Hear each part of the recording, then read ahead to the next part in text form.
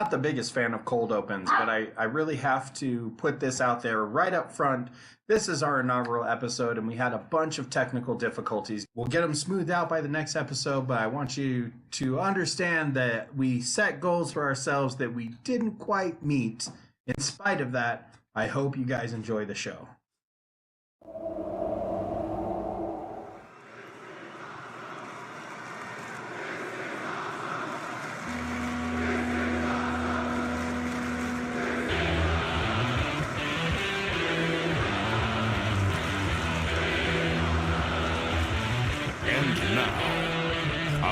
Space Production presents A Month of Mondays, the monthly wrestling podcast. And here are your hosts, Carl Eggett and Gabe Giannis.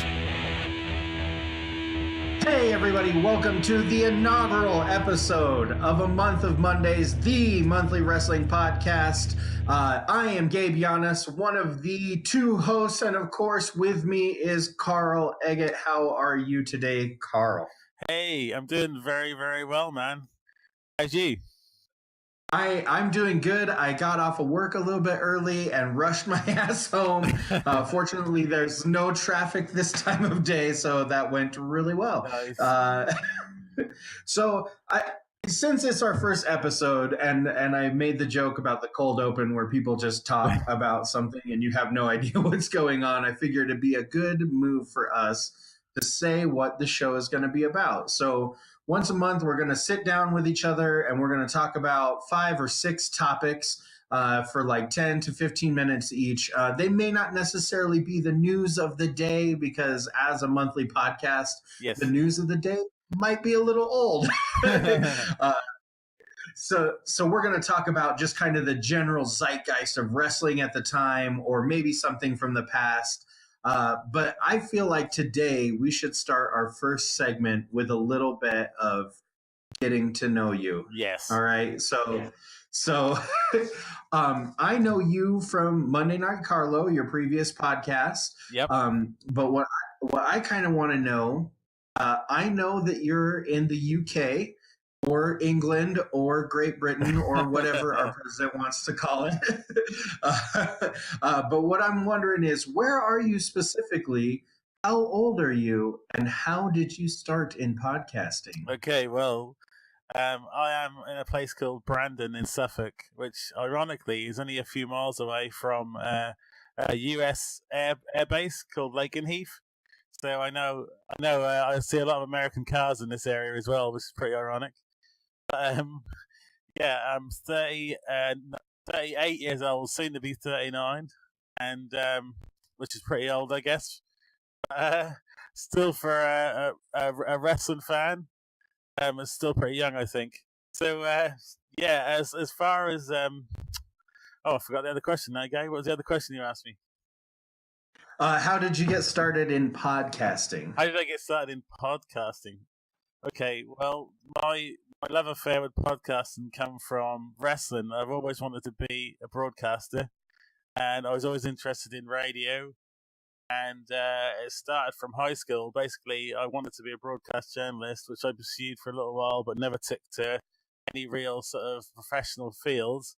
So one day I was kind of messing around at home, and I thought, why not just start my own podcast? So I started Monday Night Carlo, which initially started to be a wrestling podcast, but then just blended into pop culture. Because as you know, Gabe, we kind of got comic book guests and pop culture guests and all kind of guests, really. It just started from that, and I was doing that for about 3 years, I'd say, until I met my girlfriend, basically. And as it was kind of a hobby podcast, my time dwindled away.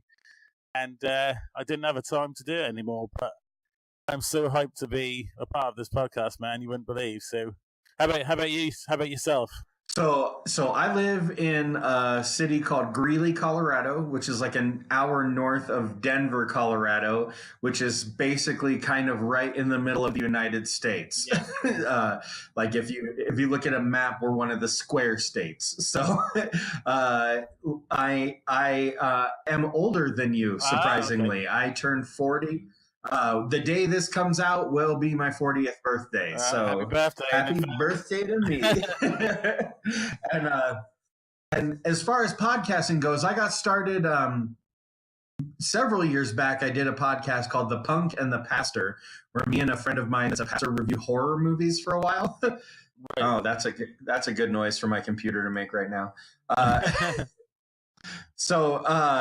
Then after that, I took a pretty long hiatus from it, and then a friend of mine named Juan would come into the comic book shop that I worked at, and he basically pestered me until I started doing a podcast with him, and that became Thinking Outside the Long Box, which has been going for about, I think, 4 years now.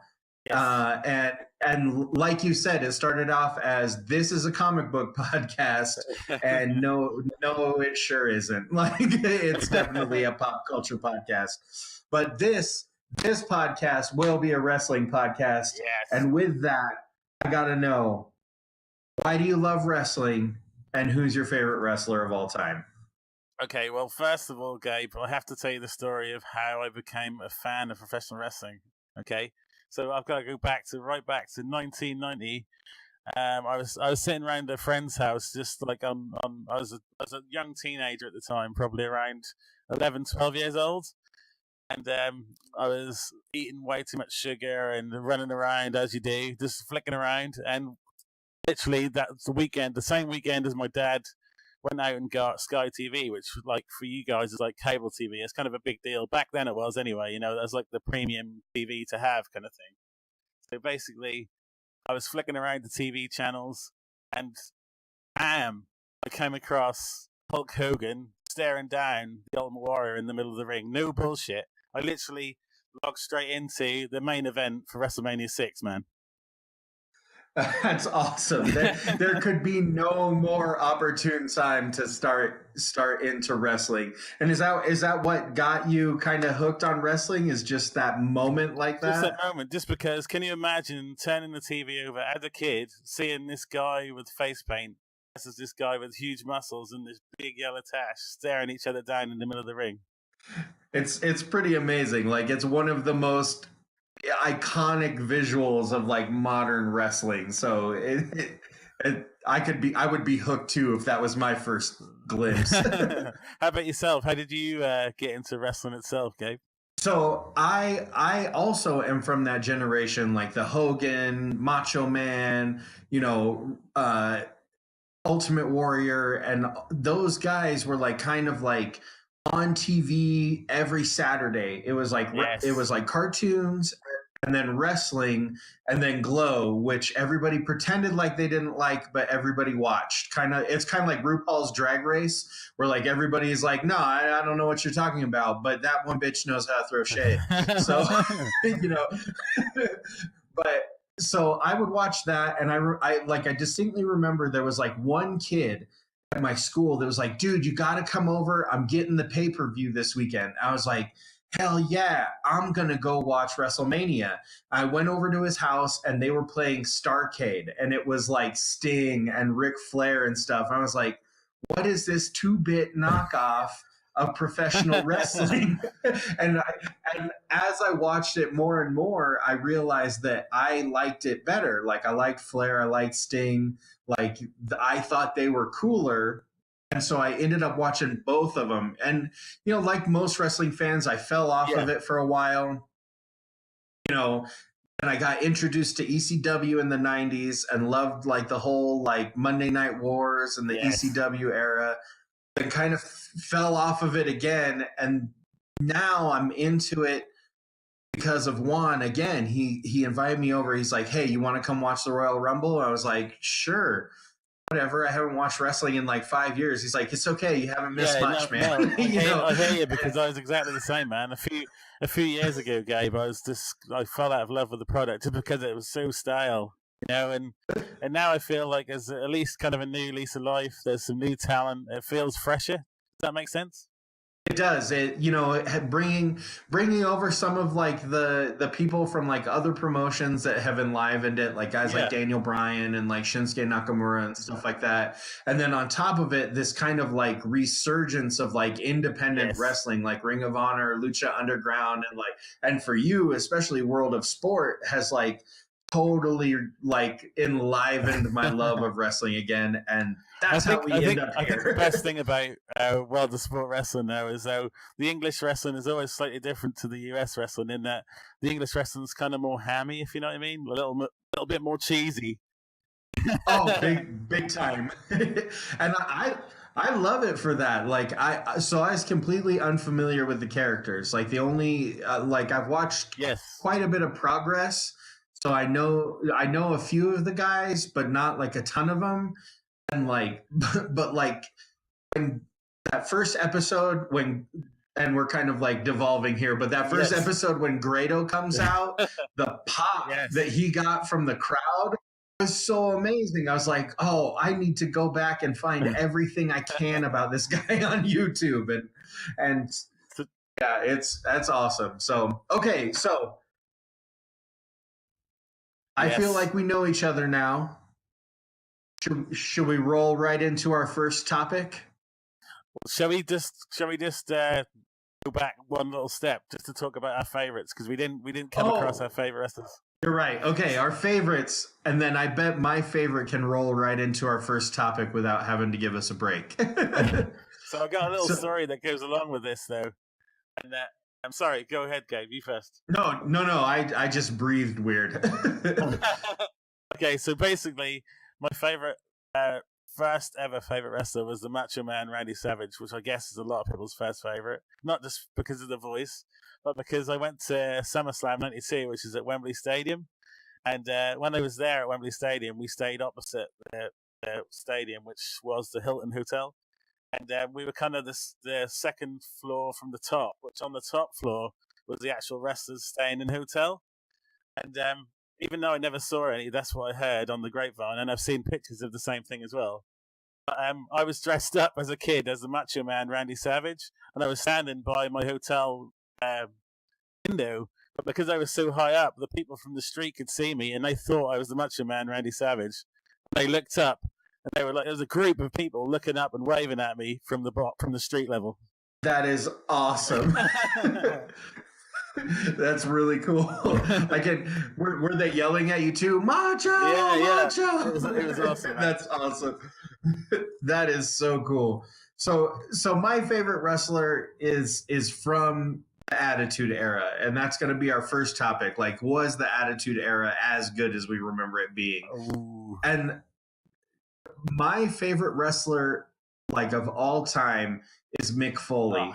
So when I kind of got back into wrestling, I was a huge ECW fan. So I saw a ton of like just killer matches between like Terry Funk and Cactus Jack and like those kind of like intense hardcore matches, right? And I remember when he came over to the I think it was still the WWF at the time, but soon to be WWE.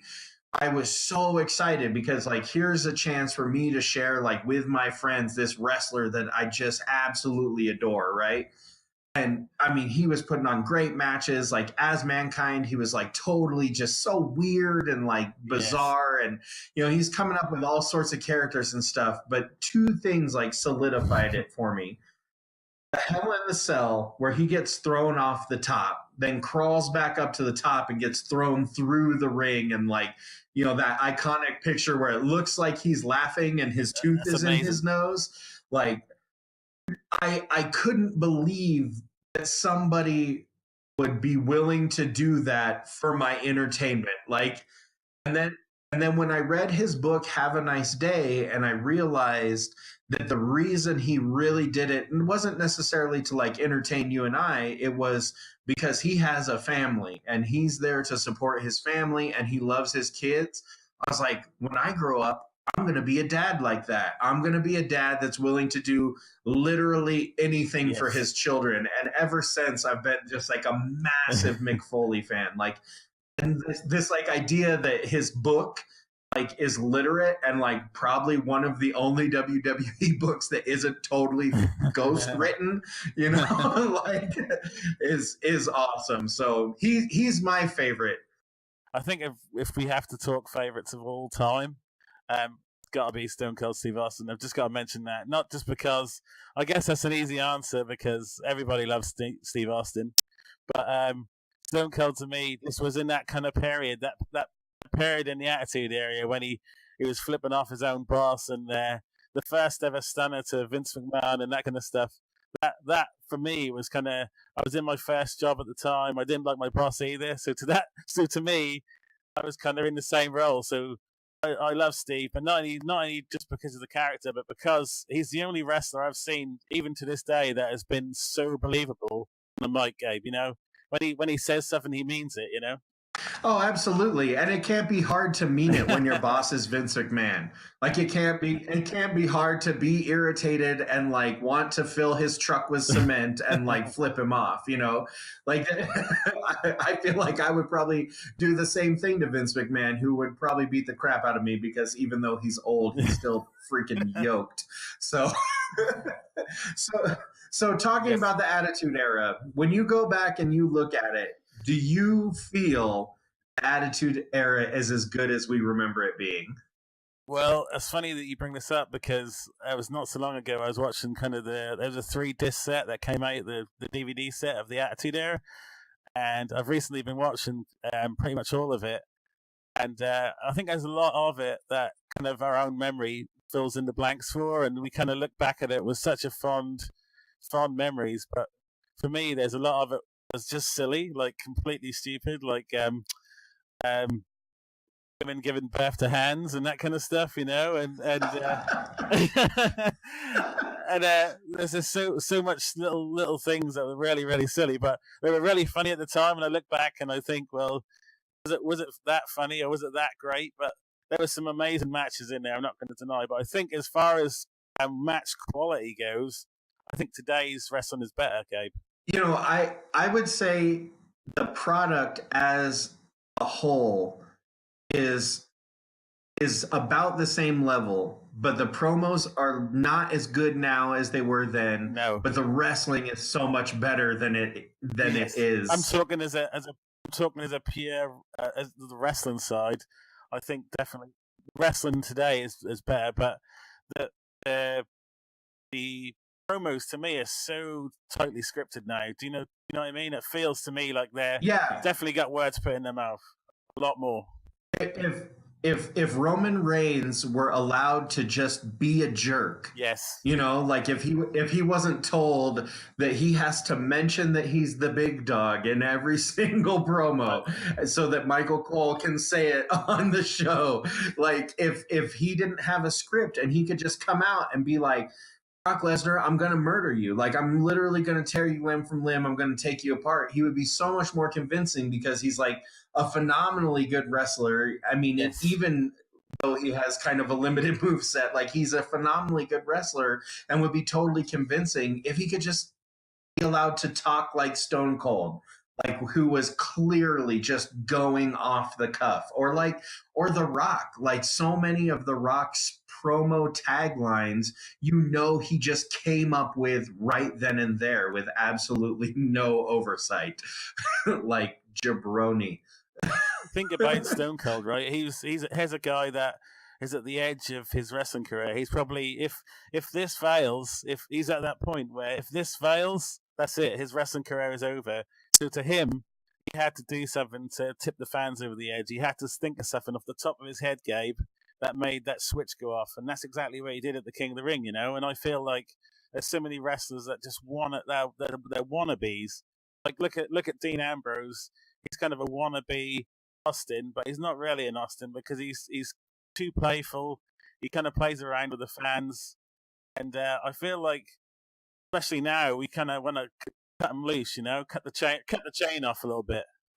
Right. And he isn't allowed to, and he could be that character, but you know, the current mode is stifled. Like you say about Roman Reigns, man, he frustrates me so much because as a heel, I mean, I know people go on and on about, oh, turn him heel, but he should be a heel because, like you said, if they just cut him loose and let him have a free mic night, even if they said, oh, tonight we're going to see what you got on the mic, they should let these guys come up with their own stuff, even if that's just on a trial basis to see where they go with it, They could even say, Finn Balor, if you don't want to smile, you don't have to smile, man. It's okay.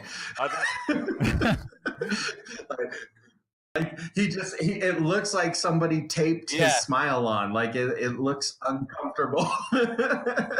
But the thing is, you talk about Finn Balor, but Finn Balor kind of upsets me, man, because if you look at the guy and the amount of talent the guy's got, and you think that, was it last year or the year before? He was the first Universal Champion at SummerSlam, and we had the Demon, and I know he got injured, but this guy should really be main event level. Absolutely. The guy is outstanding, Gabe.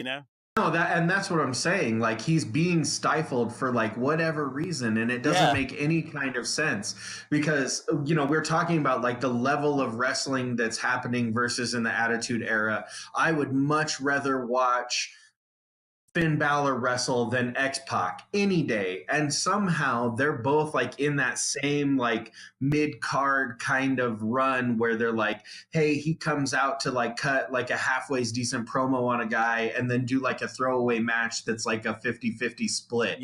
Like, that doesn't make any kind of sense to do with somebody that can like literally do anything he wants in the ring. Like, it's baffling, but we can only hope that they'll use him down the line because they have him on the schedules, so he's got to do something, right? This is kind of what scares me about NXT because we haven't really. I suppose we've had a few. We've had the Shield and stuff, but we haven't really had a massive breakout solo star from kind of NXT as yet. There's been a few, but.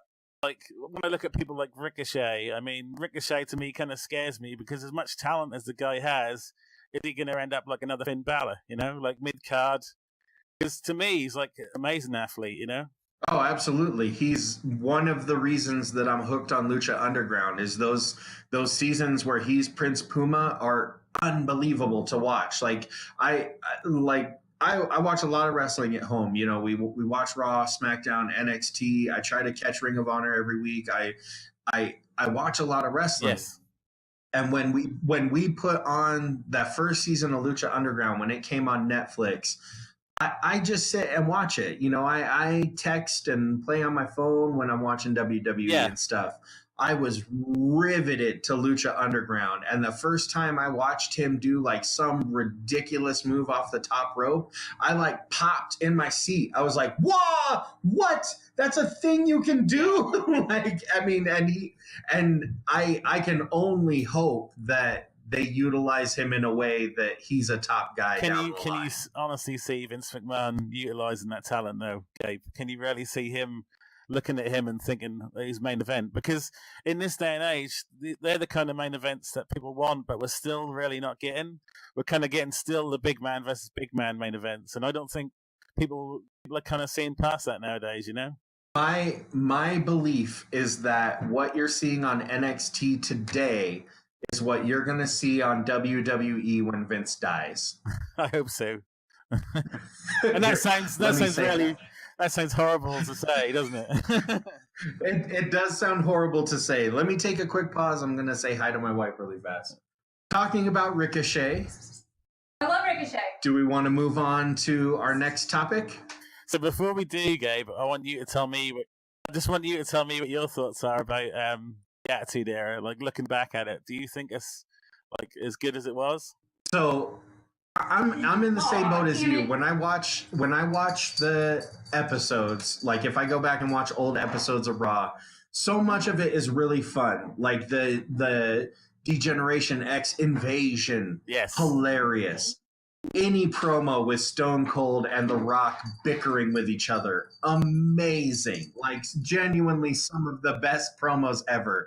Like watching anything with Mankind when The Undertaker had his ridiculous cult Like, that was so cool to me. You know what I'm saying? Like, I thought he was so awesome.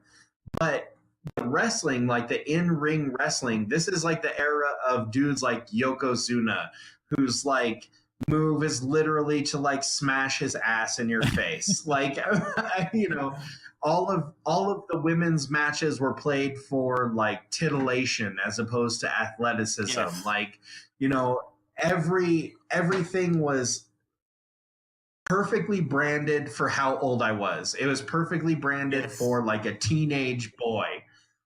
But when I go back and watch it, I'm like, man, I like New Japan because it seems real. Like, I know it's still scripted, but it seems super real. Like these dudes hate each other.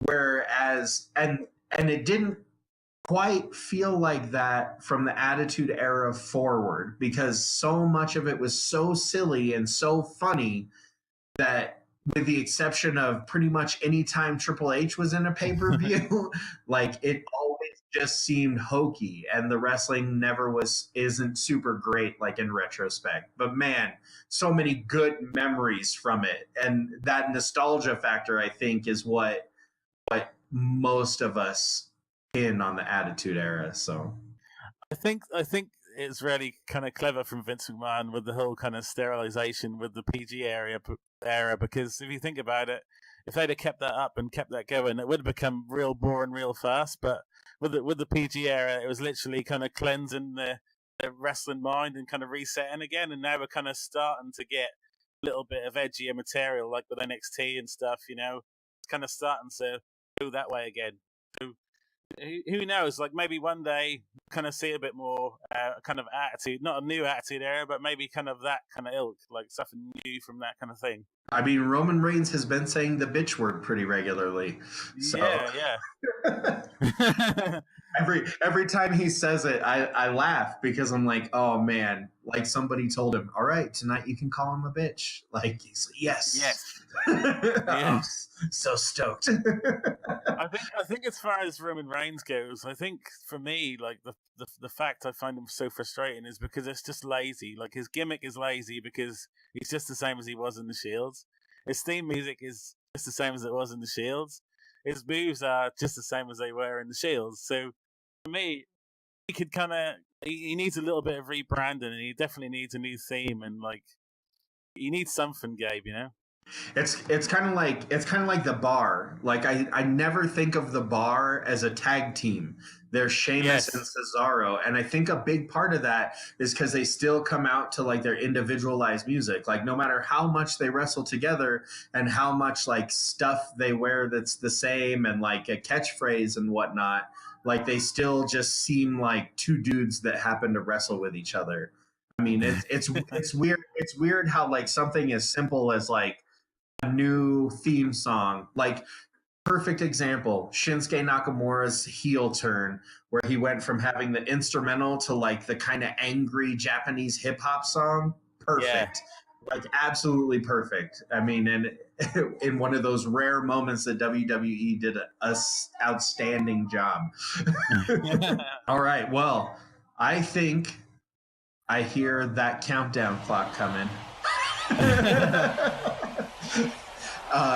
And let's move on to our NXT predictions. Oh yeah! I like the energy, the youthful vigor. Somebody told me I have youthful vigor today. I was like, dude, I'm like 8 years older than you. So this is what I was thinking. I was thinking we could go backwards, kind of in importance, or like what I think of as importance. Let's do it. So, all right. So first match, EC3 versus Velveteen Dream. What do you think? So let me kick this off by saying that when me and Gabe were messing around with the idea of the podcast, we were kind of thinking about old school SummerSlam and like the super pose down from the 80s and stuff. The Warrior versus Ravishing Rick Rude. You guys probably remember that. But if you don't remember that, you should look at it on WWE Network, because it's pretty funny to look back at. But then we were kind of... It is amazing. Then we were kind of thinking, who in today's roster would pull off the super pose down? And to me, Gabe, this would be my super pose down match. EC3 Oh my Can you God. imagine that? Can you imagine how funny that would be? So on last week's NXT, did you see the poolside like confrontation? That's exactly what that made me think of, because you had just talked to me about the superposed down. I was like, oh my God, are they gonna like take off their shirts and like swim around now? Like, what is going on? And that is exactly right. So one thing I like EC3. He's not like my favorite. Like I feel like he's kind of like a, oh yeah, he's EC3. He's like a super, snotty rich dude with an amazing body. I know that guy, and I don't talk to him on purpose. Like, but Velveteen Dream is so weird. Like, he moves so different from every other wrestler that I can't stop watching him. I love him.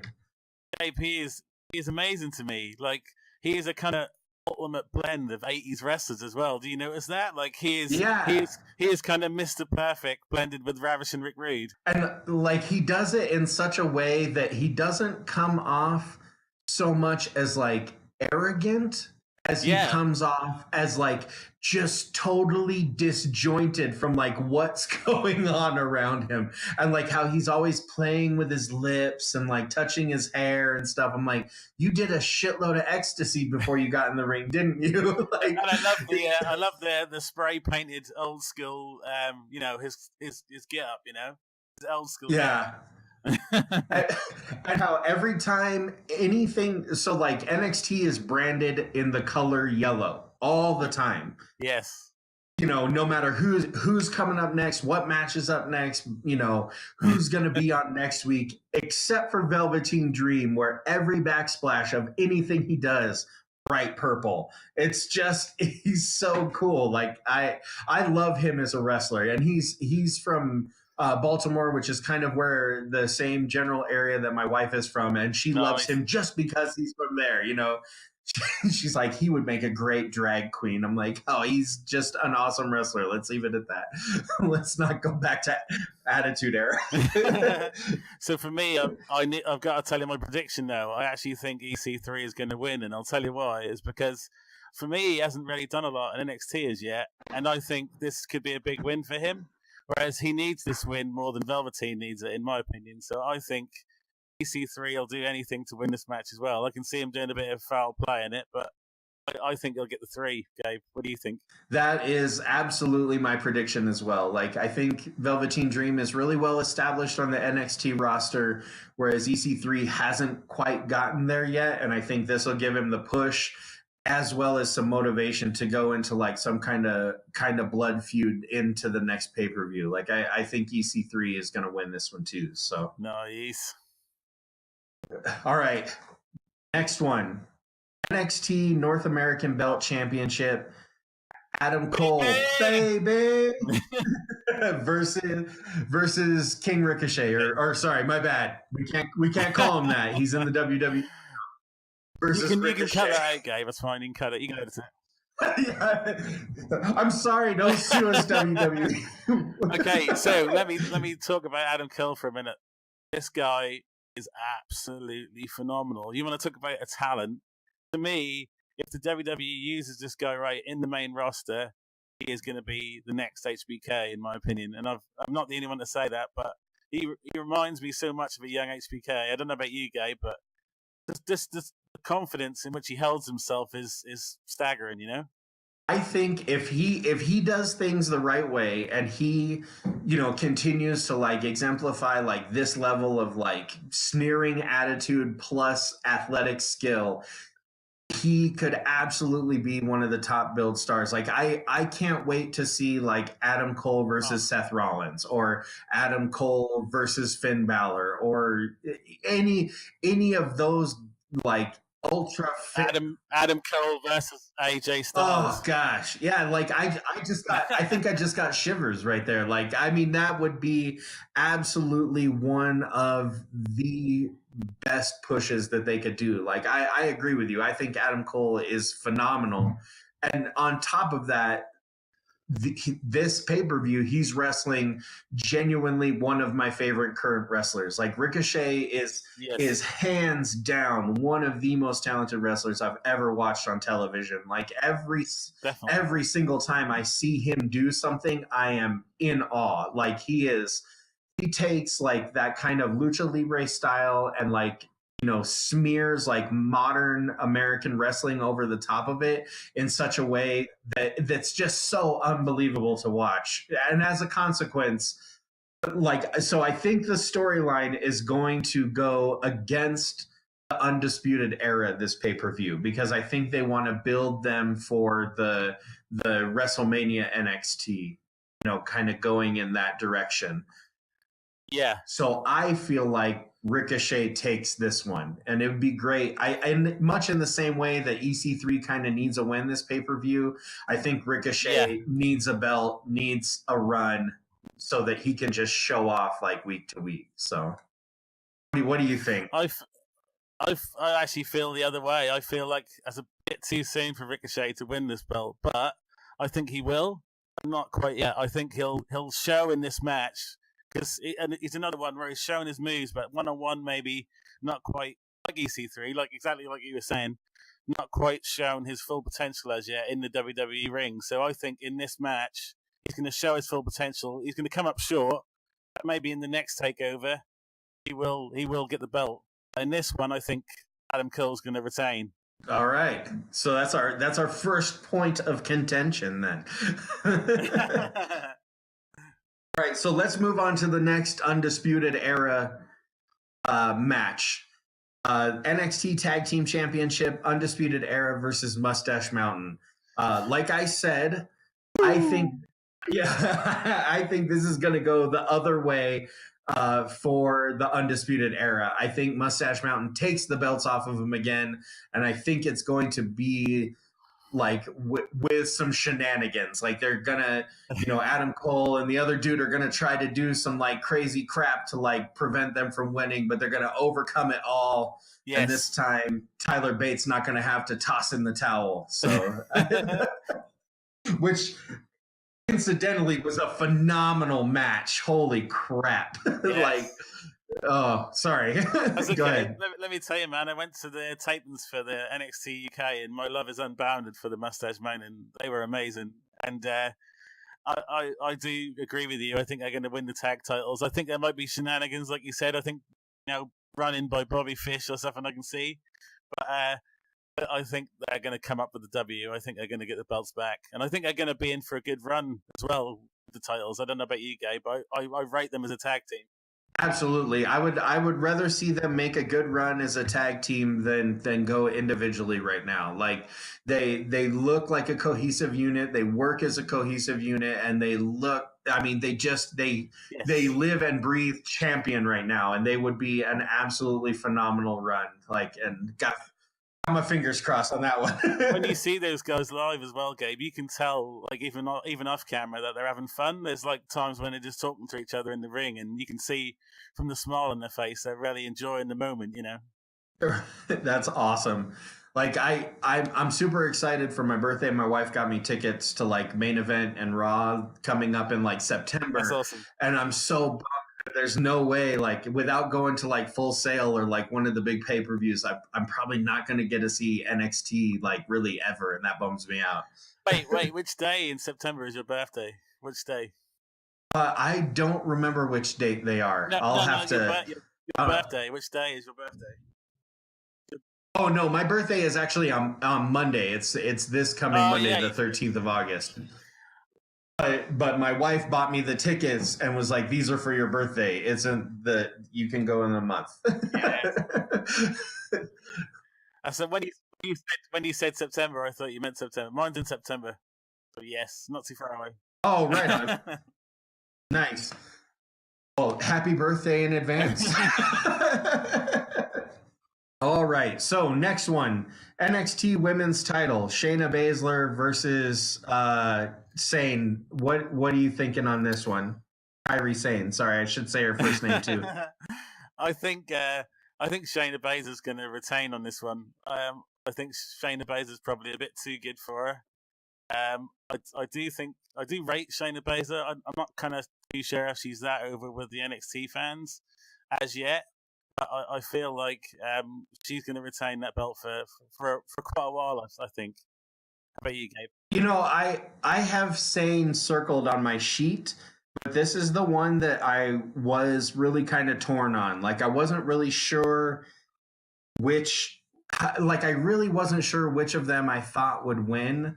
I think Sane has a really good chance just because she's popular and she like has some pretty spectacular moves that she can pull off. But like you said, Baszler is like such a monster right now that I think I'm going to change my choice, and I think Baszler is going to pull this one off, especially after watching the way she was promoted on the last episode of NXT. So, yes. All right, so the last one. So this last episode of NXT, they had announced that this was going to be a triple threat match for the NXT championships, but it turns out that that Aleister Black actually is injured. He pulled his groin in the match that he had with Gargano on the last episode of NXT. So it turns out that what was going to be a triple threat match actually ends up just being Gargano versus Ciampa. 1-on-1, baby. So so I want to hear your thoughts on this first. I want to know where you go on this one. Well, I feel like it's got to be the climax to Johnny Gargano's epic struggle with Ciampa. And let me say about Ciampa as well. Ciampa, to me, is probably the biggest heel in the company, and that includes WWE to me, because if the WWE in the main roster brings him in and does a good job with him, I think he's going to be a phenomenal wrestler, a huge heel for the company. So, but I do think, like I said, I think Johnny Gargano is going to win the belt, and I think that he's going to win it just after getting his ass whipped by Ciampa, because I think he's going to get knocked around the ring, but I think he's going to pull it off at the end, you know?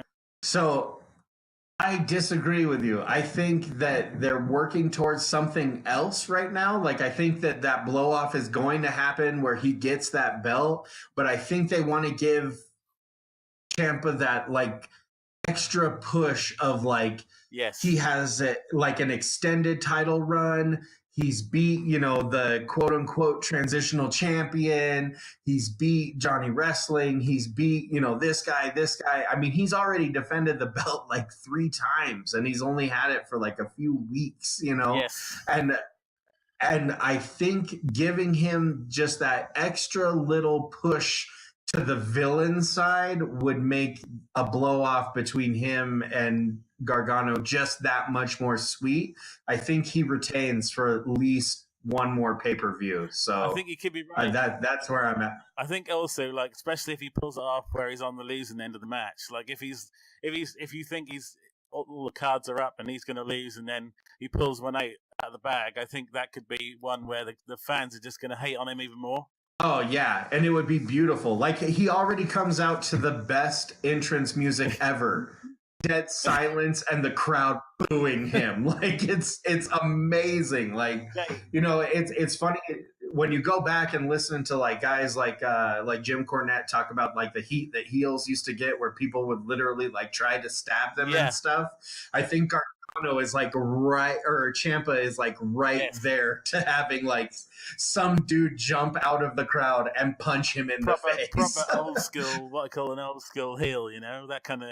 But I also feel like, what do you think to like I said about him being like one of the biggest heels? Because I can't think of anyone on the main roster that's kind of gets as big of a heel reaction as Ciampa, I don't think there's another true heel like him on the roster anywhere. Like, even guys like Elias and like The Miz, you're playing along with their game. Like, you're saying their catchphrases with them, you're having fun, and though they're being assholes, like, you're enjoying it. It's funny. Elias is funny. The Miz is funny. Ciampa is just such a hateful, spiteful, despicable human being. Like, I'm sure he's a treasure of a man in real life, but like everything from his Twitter feed to his TV persona exudes, I am a person that you should not like, and it is done perfectly. I 100% agree with you on that he is like the top heel in the promotion right now. Sorry, I got really hyped up for a second there and then lost my train of thought. But yeah, he, like, in my opinion, or in your opinion, that he's that number one heel, like, I absolutely agree with it. Like, there isn't somebody quite like him on the roster. So yeah. All right, I think we are nearing that mark, and this is my suggestion, because we were gonna try to keep these episodes to like an hour.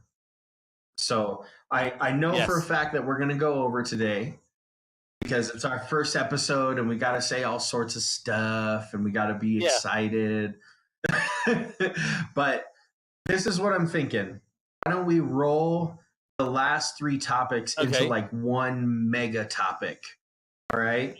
This is going to be our Summerslam predictions with a little extra emphasis on what does SummerSlam mean now in an era where there's pay-per-views every month versus back in the day when there were like 2 or 4 pay-per-views a year?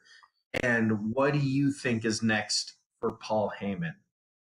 I feel like SummerSlam to me means a lot, because obviously you think that SummerSlam 92 was the first actual WWE event I attended as a kid, and Yet still, we in the UK we haven't had an event as big as that in the UK, like a huge pay-per-view.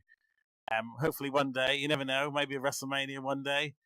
But SummerSlam means huge amounts to me. I mean, to me, that was always my favorite pay-per-view in WWE history. So I remember the days. I always think of Hogan and the Warrior, and obviously the Bulldog versus Bret, and so many main event matches that were just hugely inspired me to stay a wrestling fan, and SummerSlam to me means a huge amount. So as for the kids of today, I don't know. I mean, like you said, there's a pay-per-view every month now. If you ask the younger fan, what is a SummerSlam? What would they tell you? You know, they probably just say, "Oh, another WWE pay-per-view, Gabe." You know.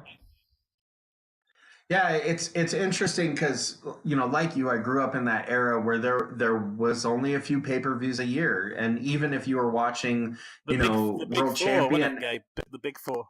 Yeah, I mean, and it was such an anticipated thing. I mean, you had a big party. You know, somebody had to shell out like $100 to get it. You know, and it was just so different than it is now, where like every single episode is building to the next pay-per-view that's coming up in 2 or 3 weeks. And I think it takes some of the specialness out of it for like the modern watcher. Like, you know, nobody, like my kids don't understand that like SummerSlam is supposed to be like the big pay-per-view for the summer. Yes. You know, like they don't get that King of the Ring is like, you do King of the Ring, and that's the start of WrestleMania season. Yes. You know, there's like this kind of like disconnect, because in between, you know, SummerSlam, or in between King of the Ring and WrestleMania, there's like 3 other pay-per-views. Well, that, you know, that doesn't do anybody any good. Or even like that, like Backlash right after WrestleMania is like always such like a throwaway pay-per-view. And I think because they're constantly trying to build and build and build to like the next pay-per-view that's only in a few weeks, I think it takes the teeth out of something as big as SummerSlam. And you want it to be great and you want it to be awesome, but they've only had like really 4 weeks to build it, as opposed to 3 months to build it, you know? I kind of wonder what today's fans would actually feel or think if you kind of just stepped it back to actually like the Big Four. And if you had that 3 months of build, do you think the fans of today, almost in a way, couldn't take that? Would it be almost too long for their concentration span? Maybe, you know, would it be too drawn out for them? I don't think so, because you have so many episodes of the TV show that will allow you to tell like great stories. And Yeah. like something like, so take for example, like right now, this kind of feud between Kevin Owens, Jinder Mahal, and Braun Strowman. Okay, so that story protracted over like several months allows Strowman to wrestle KO, and it allows Strowman to wrestle. Uh-oh.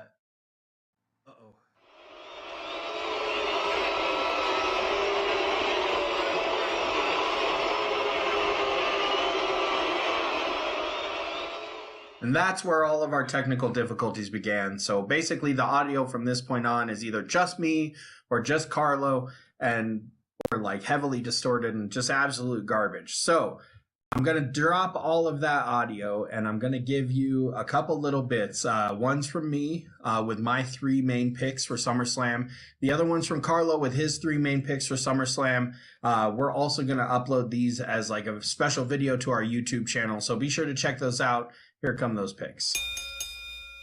With, what I just said, this is going to be my picks first. Carlo's really, really good at dropping the Twitter and the Facebookins and all that stuff. So I'm going to leave him to that. I'm also going to try to not move this, but I'm trying to get that glare out of my glasses and from behind me, and that neither is working. So anyway, so first pick, Shinsuke Nakamura versus Jeff Hardy for the United States title. I am very excited to see this. Any chance that I get to watch Shinsuke Nakamura in a big match, especially now that he has his heel turn going, I am much excited because he is awesome. He is my favorite wrestler on the roster right now. I only own 2 WWE shirts, and one is Shinsuke and one is Aleister Black.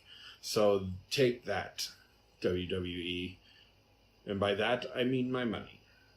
Like always. Anyways, I feel that Shinsuke is going to retain, and this will kind of be like a Jeff Hardy swan song sort of thing.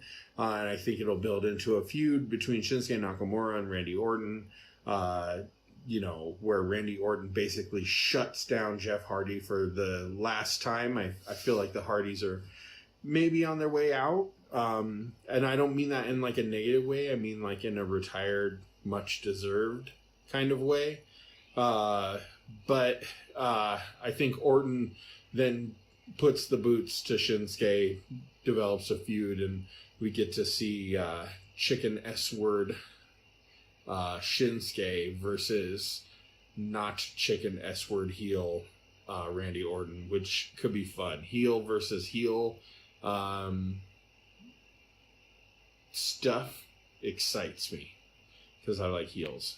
So the next 2 matches that I'm going to talk about, I'm very excited for them, but I really feel like they are going to be a set piece. And I think the whole story of SummerSlam is going to be about these 2 matches. First match, Braun Strowman versus Kevin Owens, probably with Jinder Mahal and Sunil Singh somewhere lurking about very closely. I am pretty convinced that Braun Strowman is going to lose the Money in the Bank briefcase to shenanigans between Kevin Owens, Jinder Mahal, and Sunil Singh, and maybe the returning twin brother, whose name I don't remember because he hasn't been on TV for 6 months. But I feel like Braun Strowman loses the belt. And that sets, or the briefcase, and that sets up Kevin Owens to have the briefcase. Okay, now Kevin Owens has the briefcase, and we go to the next match that I'm pretty interested in. One Brock Lesnar versus one Big Dog Roman Reigns. I said Big Dog that way because I friggin' hate that. I like Roman Reigns in some ways and really dislike him in other ways. But that is beside the point. I know that Brock Lesnar and Roman Reigns can put on a Donnybrook of a match. It will be a blast to watch. I feel like what happens is Roman Reigns and Brock Lesnar have this crazy knockdown, drag-out fight. And at the very, very end, with some sneaky conniving of the once friend, but friend no more, Paul Heyman, Roman Reigns wins that Universal title, okay? And he's laying there and he's dying, and Paul Heyman is there with him, kind of like, yeah, all right, good job, Roman. You're the new Paul Heyman guy. You know, talking about how he's the undisputed Universal Champion, and Brock Lesnar's limping away, and down runs Kevin Owens with that Money in the Bank briefcase, and he throws it in, and he cashes it, and maybe there's one kick out from Roman Reigns, and after that one kick out, Paul Heyman grabs that Money in the Bank briefcase and he smacks Roman Reigns with it, and Kevin Owens pins Roman Reigns to become the new Universal Champion / Paul Heyman guy. That is genuinely what I think is going to happen at SummerSlam this year. I think at the end of the day, Kevin Owens wins the Universal title with Braun Strowman chasing the belt and Roman Reigns on the sides getting booed because none of the fans like Roman Reigns. So those are my picks. That's, kind of the three things that I'm most excited about for SummerSlam. I'm sorry we couldn't get you a full, on SummerSlam picks episode. Like I said, we had a ton of technical difficulties, but we have 4 weeks to work them out. We'll see you in a month. Carl, over to you.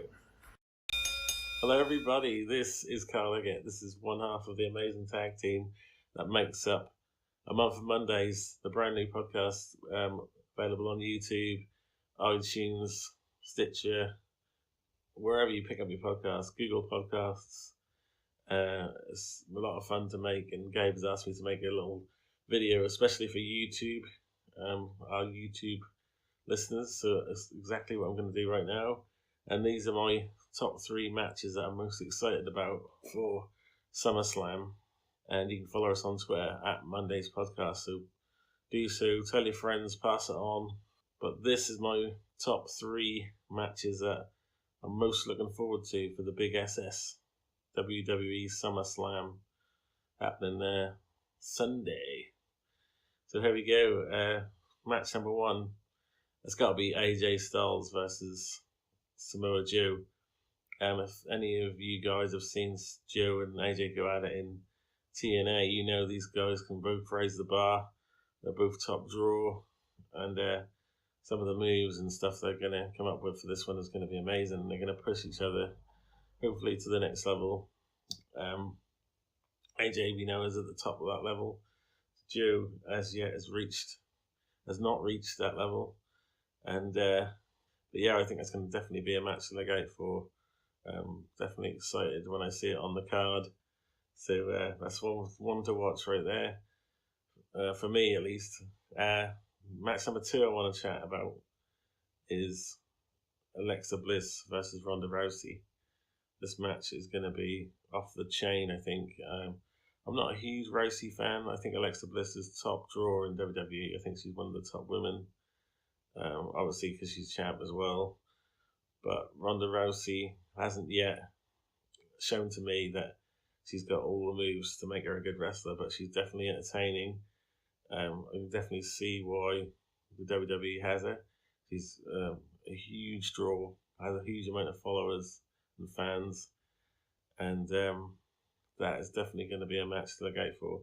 Whether she can match the heights of her first match, because to me her first match is still the best one, the one she had with Kurt Angle against Triple H and Steph, but she hasn't done that kind of high-end match singly yet. So whether she can do that in this one will be exciting to see. We'll see what happens with it. That's going to be a good one. But for me, the match I'm most looking forward to and most excited about is actually pretty understated match in this card. But for me, the most exciting match is going to be The Miz versus Daniel Bryan. I think it's going to be excellent. It's got an excellent backstory, excellent build-up. It's great fun to see an old school style build-up and match coming our way as well. It's got very old school SummerSlam feel to the build-up of this one. As for who's going to win it, you're going to have to find out for yourselves. You're going to have to watch it Sunday. If you want to hear the predictions of other matches and things, check out the podcast, Month of Mondays. Available very, very soon. Mr. Gabe Yanis stringing it all together for us. My tag team partner. As I say, me and Gabe, A Month of Mondays, available on iTunes, Stitcher, YouTube, Google Podcasts, wherever you pick up your podcast. Be sure to download and subscribe. Hit that subscribe button. Hit that notification bell so you get all the notifications of when brand new episodes come up. And follow us on Twitter at Mondays Podcast. And I'll see you guys soon. Enjoy SummerSlam, enjoy NXT, and enjoy A Month of Mondays Podcast, most importantly. See you soon, guys.